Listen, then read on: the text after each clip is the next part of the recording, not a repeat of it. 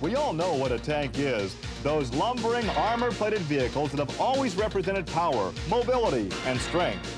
And until recently, they've always served duty in the armed forces.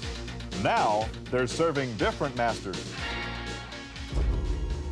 Monster tanks, the newest vehicle in a motorsport that is always looking for a new and surprising way to thrill the audience. And Bob Chandler, I have to say I'm a bit surprised, knowing that you never liked tanks.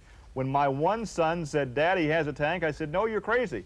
That may be a blue tank, but it's not a Bigfoot family member." But I was wrong. No, I really don't like the vehicles. I like pickup trucks, I always have. But this was an exception. I saw this vehicle. It was put together at one time by somebody else, and I fell in love with it. It was neat. Now, you're quick to say that this was not a tank. This was a personnel carrier. It's an M84 personnel carrier. I think the vintage is a 1959, but it is not a tank. And it's powered now by? By two Fords. It was powered by two Chevrolet engines. But my way of getting around this is it is not a tank, it is a personnel carrier. There have been a number of modifications to this because originally this unit was, what, about 12 feet wide? It's 12 feet wide and it weighed 42,000 pounds. And now it's narrowed down to 8'2", and it's probably a little under 24,000 pounds, 12 tons. We have two 460 cubic inch Ford engines in this. Each one has a supercharger on it. Each one has two carburetors. Each of the motors go into a C6 transmission with a TCI race converter in it. Now the two transmissions go into a 90-degree gearbox, and that in turn goes into one rear end on the back of this fastrax. This, being an Army personnel carrier, has suspension on it. It's what they call torsion bar suspension.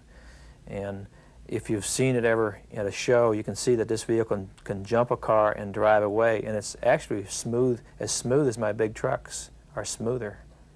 When I bought this vehicle from Lauren Pryor, he's out of Colorado. He's the one that initially built the vehicle. It worked fairly well, but I've had some problems. When I wanted to race this thing and go faster, it had a steering wheel, and it was very hard to control. So we ended up going back to the lever controls. The levers work much better because you can feel the track with it. You can feel the turns much better. You can make a much smoother turn at a faster speed. Now, I happen to know that you have pretty well curtailed your driving, but you like to drive this. You have fun with this. I tell you what, it is a ball. It's got a nice suspension on it. It's easier riding than any of my big trucks, and I do enjoy it.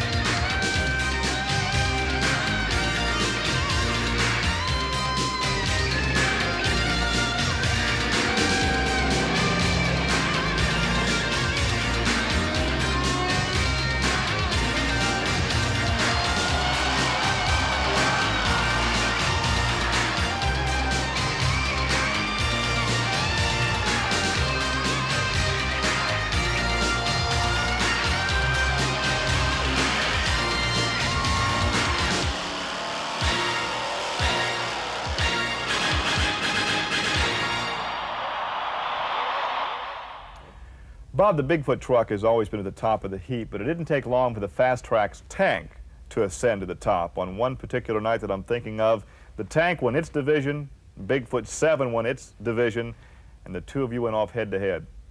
That was a neat night.